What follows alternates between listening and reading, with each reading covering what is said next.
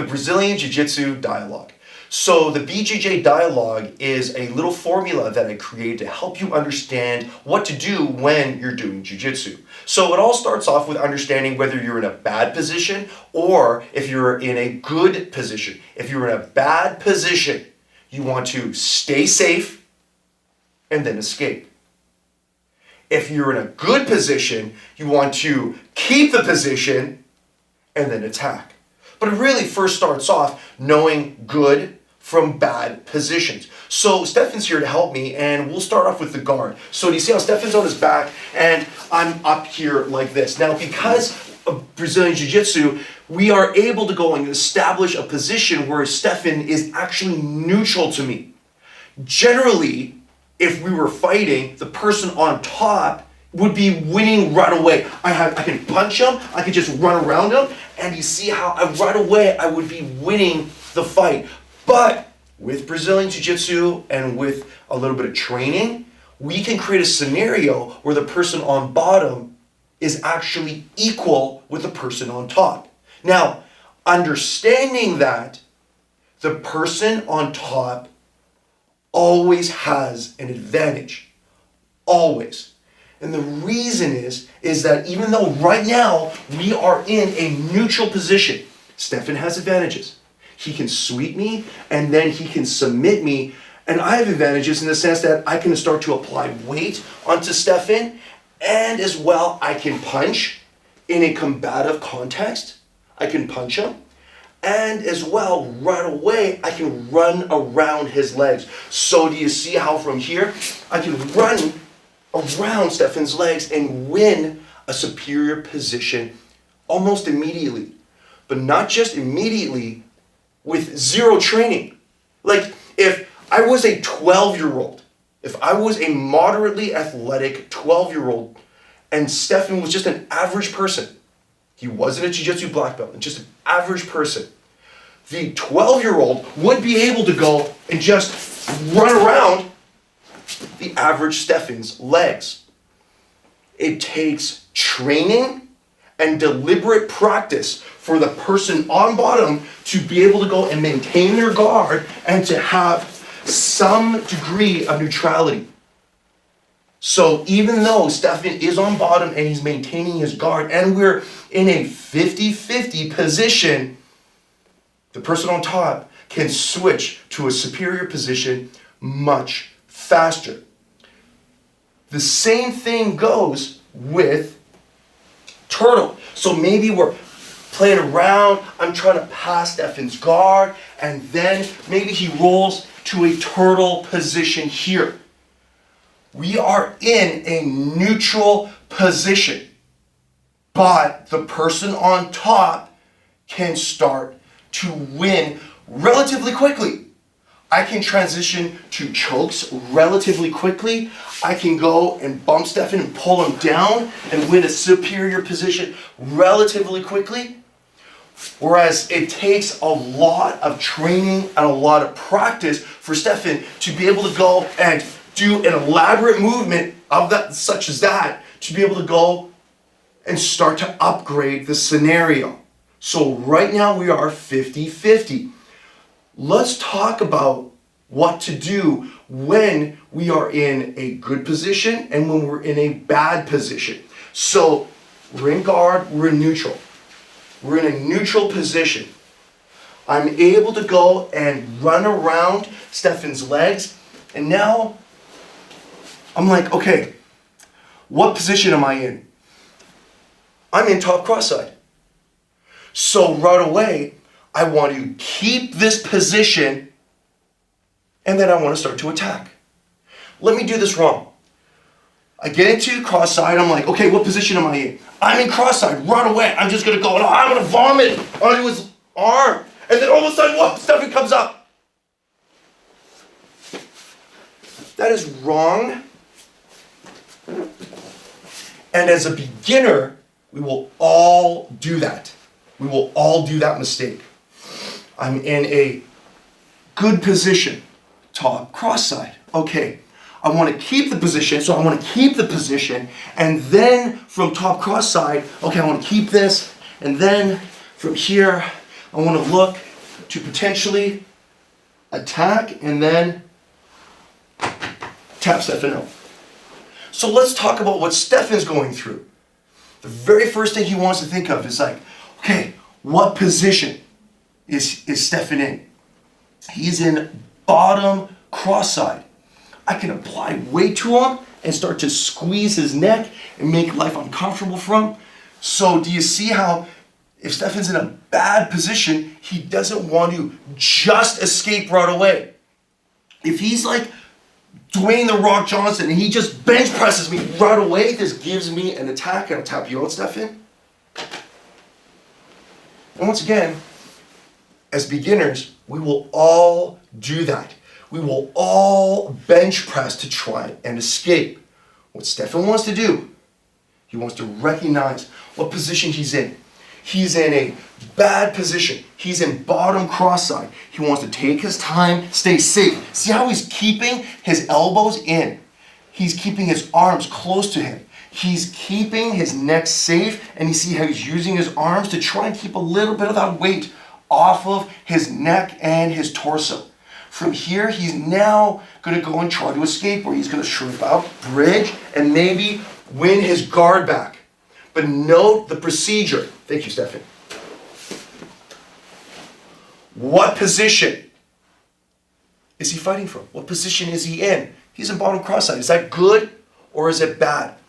Well, it's pretty bad. So he needs to stay safe. So you see how his arms are in, he's safe, and then when he feels comfortable, then that's when he goes and starts to escape. What about knee on belly?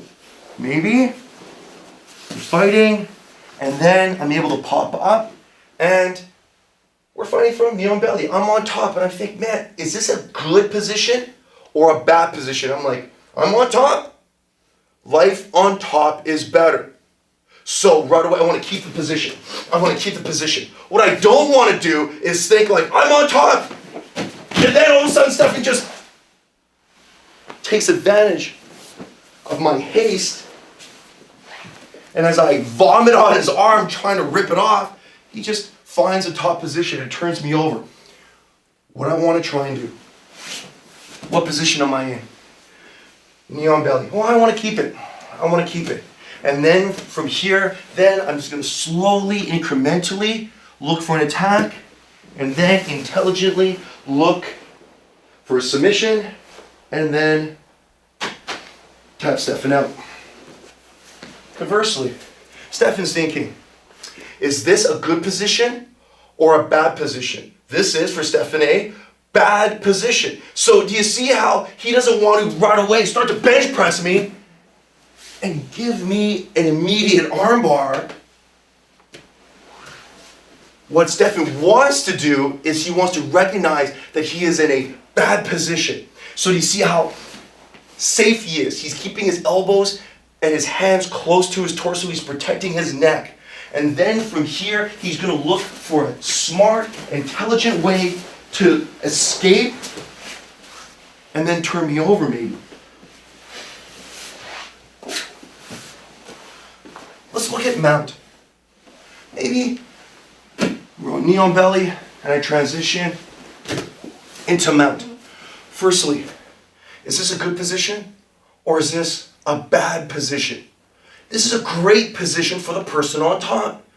Once again, I don't want to just think, oh man, I'm in mount, this is so great. And I start to go for the choke and then Stefan comes up and then, oh man, I lose that position right away because I'm hastily going for some random attack. What I want to try and do when I'm in mount, I want to keep it. And then slowly, I want to go and I want to migrate to a high mount. And then maybe from mount, start to look for an intelligent attack. When Stefan's in bottom mount, does he just want to escape by trying to go and bench press me? No, that gives me an attack too soon, too early. What does he want to do? He wants to stay safe. Elbows and hands close to him.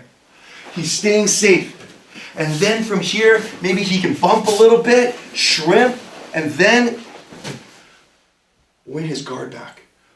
So from mount, I can transition to Stefan's back. Grab his collar, I can sit him up, and then I can migrate to the back. And firstly, I want to find out, what position am I in? I have the back. Is this good or is this bad for me? This is good for me and terrible for Stefan.